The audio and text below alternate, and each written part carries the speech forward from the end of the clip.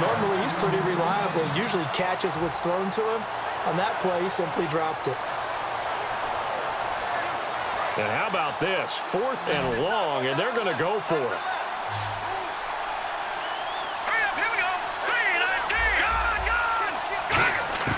From the shotgun, he'll look to throw. He's going to go up top, and this is caught. Touchdown, Cleveland. Devontae Parker, 28 yards, and the Browns add on to their lead.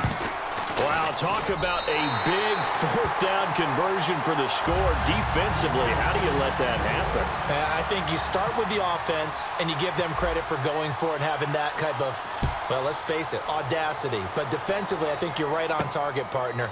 There's no way something like that's supposed to happen in that situation. You're supposed to be able to shut that down and get the ball back for your own team.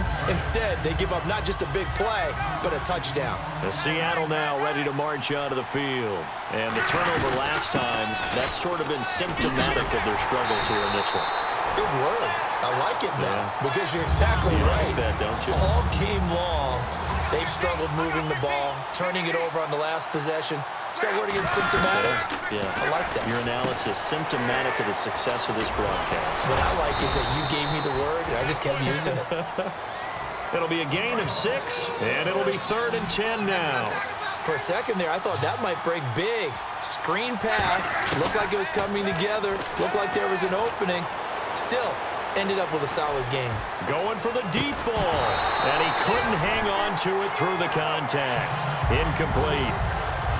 Well, they've had a pretty frustrating first half here offensively, and that just continued there with that incompletion. Yeah, definitely frustrating for them, but heartening for the other guys. Those stop troops, they're enjoying things. And look at this, another fake. And Allen's got it. And the fake will work. He's going to have a first down. It's a big play that time on the fake punt. And on 4th and long, somehow they're able to keep the drive going.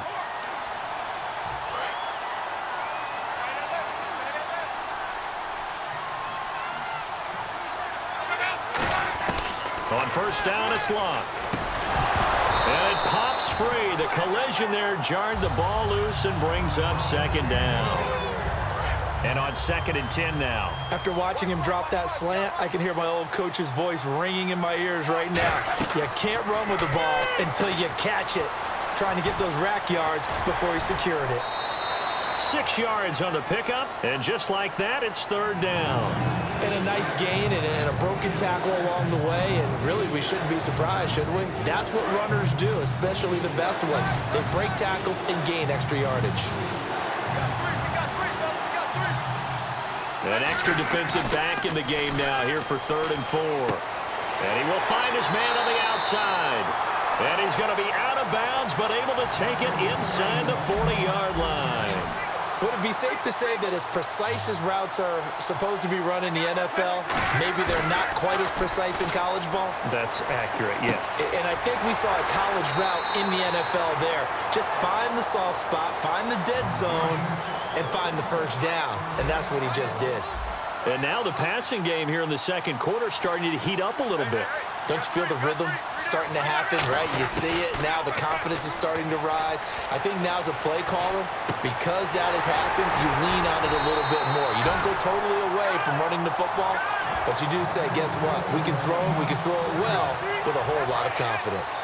And those first downs do add up. The offense keeps the ball moving downfield and keeps their defense on the bench, giving them a chance to rest.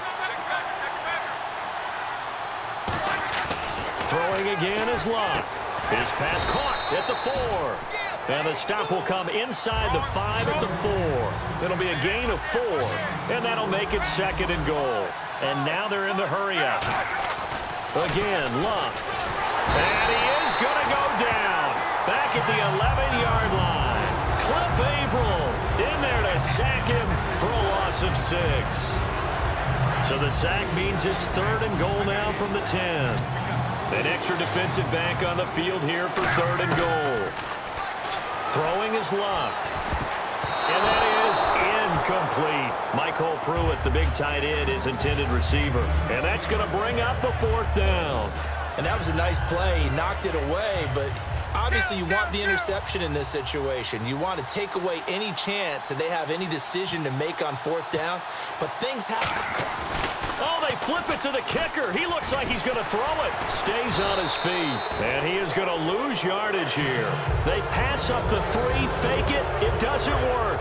Heading out as the Cleveland offense now as they get set to take over here. And we'll see how this is played. Offensively, they've got the lead. Not a whole lot of time left. What do you think, Charles? Well, it's tempting to try and add to your lead, but a mistake there, that can change things in a big way. I say go ahead, take the knee, get on out for the half. When you run a screen pass really well, you got to like the look of it because so many parts come together to make it work well. The offensive linemen where they're faking people out, the back slipping out there, catching the football, then all of them going together as one unit downfield. A really nice pickup. The 15 yards there on the scramble and a first down. Man, defensively, that hurts. They got him out of his rhythm. They had him hemmed in, but somehow he was able to tuck it away and get away for a gain. And that'll be incomplete. So we come upon halftime with our score 14-0 as we send you downstate to Orlando to check in with Larry Ridley and our EA Sports Halftime Report. Both teams appear ready for the fight ahead, and we resume action here in quarter number 3. That's fielded in the end zone. And he'll wind up about 4 yards shy of where he would have been if he had taken a knee, as they'll start at the 21-yard line. Here's the Browns offense now getting set to start off this third quarter. They built a good first half lead. Now they have a chance to add on to it. And what I'm thinking is that the offensive staff spent the entire half. And he can't find anywhere to go with it. And he goes down. Terrence Knighton in there to sack him for a loss of 6. He was trying to keep his eyes downfield. Nobody came open. He's trying to do everything that he had been taught, right? Every bit of the technique. But if no one's open, there is no technique except make sure you hold on to the ball as you go to the ground when you're getting sacked. And he takes a shot on the release as this will be incomplete. Jeremy Maclin, the intended receiver. And they're going to face an uphill battle here on 3rd and long.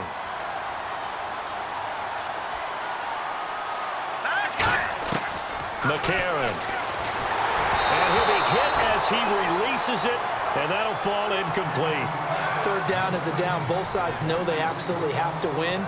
And the name of the game for the defense is pressure on the quarterback. But pressure on the quarterback with contact, that's how you end up winning it. And they're going to fake it from deep in their own territory. And this is incomplete. A huge gamble, and it does not pay off.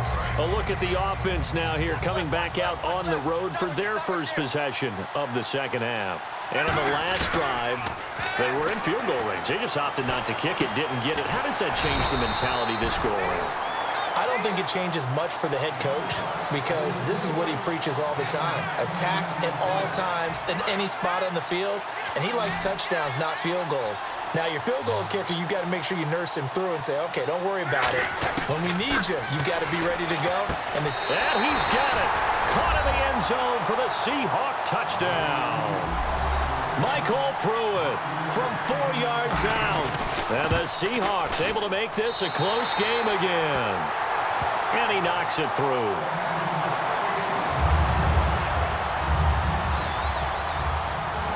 The kick unit for the Seahawks out there on the field, and we are ready to rock. This is fielded a couple yards deep. And with a new rule, that decision to bring it out will cost him about 5 yards as he only gets to the 20. And now the Browns offense trots back onto the field. And last time we saw them go for it in kind of an unusual situation. It's not like it's a fourth quarter do or die. They went for it, didn't get it. We'll see how that affects them this go around. Partner, I'm wondering if we're starting to see the effects of analytics coming into play here, where people are studying the number of possessions, how many times you should go for it, what position it leaves your team in. Maybe we're starting to... And it's a fumble. And the Seahawks have picked it up. And his guys will take over.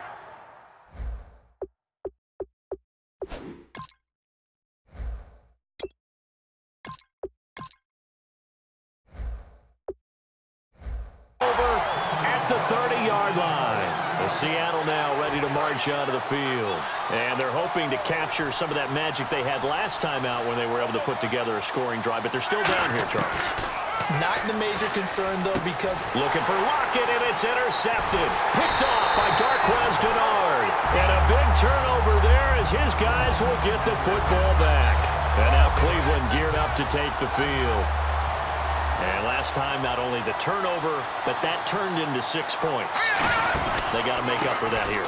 We always hear about empty possessions, but some are worse than others. You can have an empty possession, punt the ball away, get yourself set to play defense, but when you turn it over, it changes momentum, and when they take it downfield and punch it in on you, that's a bad possession all the way around. Yeah, but you're hungry to get back out there, aren't you? You better be, because otherwise, it's going to be a long day for you. 2 yards on the pickup there, but it's enough to give them a new set of downs. In my book, that's running the ball well, but with intelligence. How about him keeping the clock moving, staying in bounds? Yeah, even though it's the third quarter, you're thinking ahead, aren't you? This is where your running game can really help you with a lead in the second half. I agree totally. It's not just end-of-the-half situations that you worry about the clock. It's throughout the game. And with a lead, stay in bounds. Make them fight harder to try and catch you. Second down following the incompletion. They'll come out in the pistol. He'll try again with the arm here on second down. And throw right side complete to Parker. And he's brought down. Give him 12 yards on that one. It earns him a fresh set of downs. And quickly, they get to the line. To throw McCarron. And he slings one that's incomplete. He was trying to get it to Rashad Jennings. And that'll make it 2nd and 10. So incomplete on first. Let's see what second down has in store.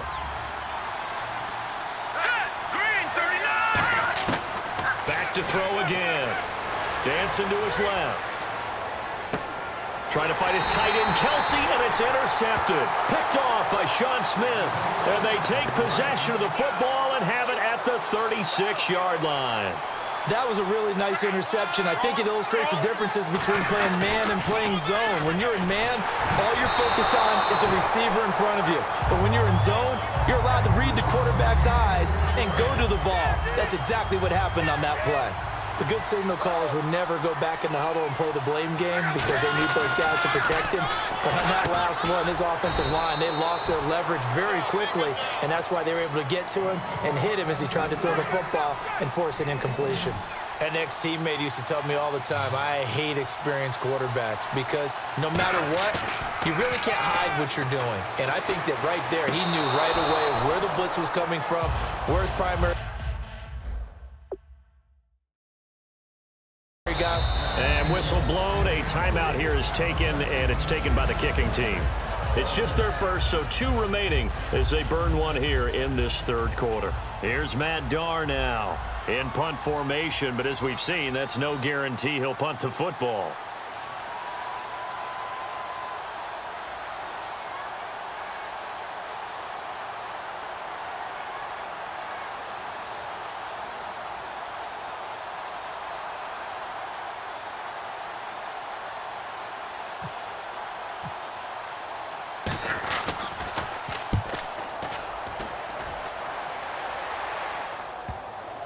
And no return here. This one's going inside the 15 to the 12-yard line.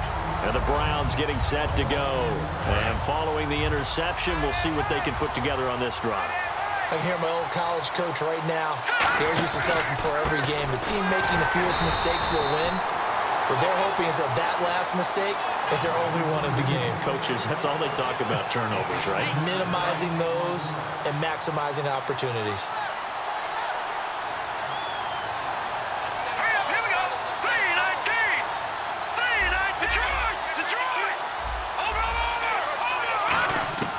Now they'll throw here out of the gun. He's going to sling this deep down. Oh, this is taken in. It's complete.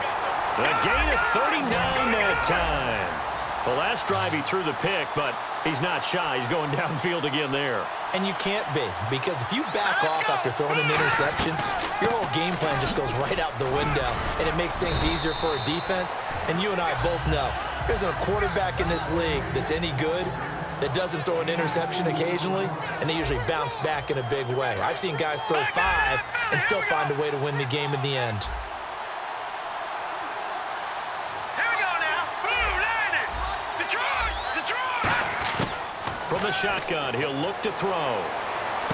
Caught, Kelsey, left side.